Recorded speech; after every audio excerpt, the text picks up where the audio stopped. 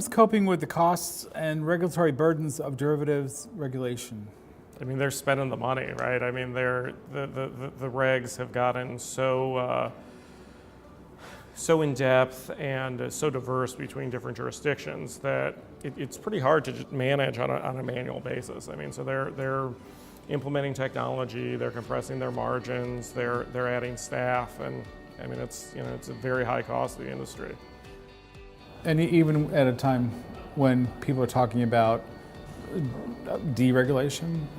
Well, I mean, I wouldn't go so far to say deregulation, right? We're not in the 90s anymore, right? But the pendulum always swings, right? So you had Dodd Frank come in with just tons and tons of new rules. I mean, just the definition of the word swap was over 300 pages, like literally. And then ESMA came out with MiFID right before the financial crisis. Now you got MiFID 2, which is just a whole slew of new rules. I mean, they gave the industry a whole extra year to comply with that, and it still really isn't enough. I mean, here we are now 3 months out, and I'm getting stuff every day from different brokers and counterparties, and their responses are all different too. So it's, there's a ton open to interpretation, and it's so complex that I doubt anyone has actually read the whole thing yet, and it's going live Jan 3rd. What would you like to see derivatives regulators do as far as the pace of regulation? Well, it depends. If they're cutting, we'd like to see that pace increase, right? But for new rules, it's just crazy. I mean, it's been 10 years of just ever more complex, broader rules. And for me personally, I think enforcement is the real issue that's lacking. I mean, you look at someone like John Corzine, who took 1.6 billion out of SEG accounts and had no criminal charges. I mean, it's just disgusting, right? So, a lot of these rules are, what they really do is they raise the burden on firms that are compliant and that do have a culture of compliance, and they've got to implement all of these. They've got to put processes in place, to hire new people again, and so you're raising their costs, but the bad guys aren't complying with them anyway. So. What we really got to do is up the deterrent game, and when people do break laws and do intentionally break rules, like, they need to suffer. So what areas of derivatives processing give you the most concern?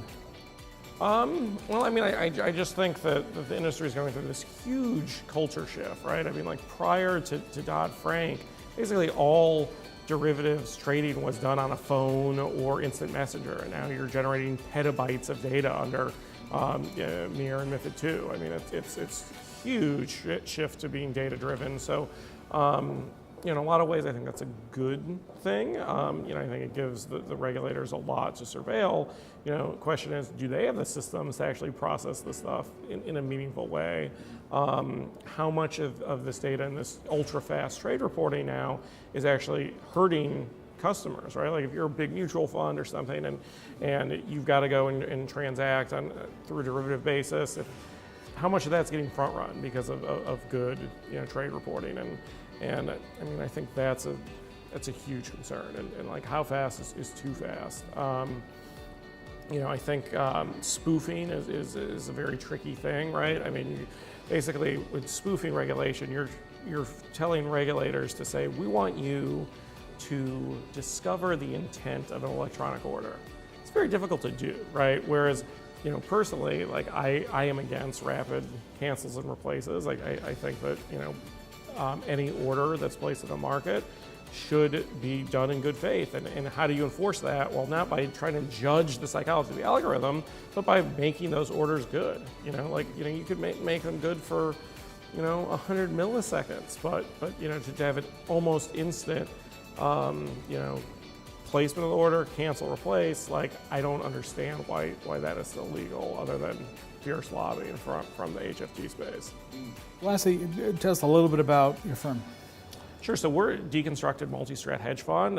Historically, our specialties have been in kind of the pure commodities and financial futures. Of late, we've branched out into event-driven equity options. We're in the vol space with the exchange-traded products. But basically, our model is take portfolio managers who are really good at what they do, who are specialists, who've got an edge in a specific area, and make them available to investors on a modular basis. So they're internal to us, they're exclusive. Investors can get them in a separately managed account on our US fund platform, our Cayman fund platform, and mix and match them with none of the fee layering that you see in the fund of funds world. Thanks for watching this video interview. Like what you saw? Click on the link here to subscribe and stay up to date on FTF News content and events.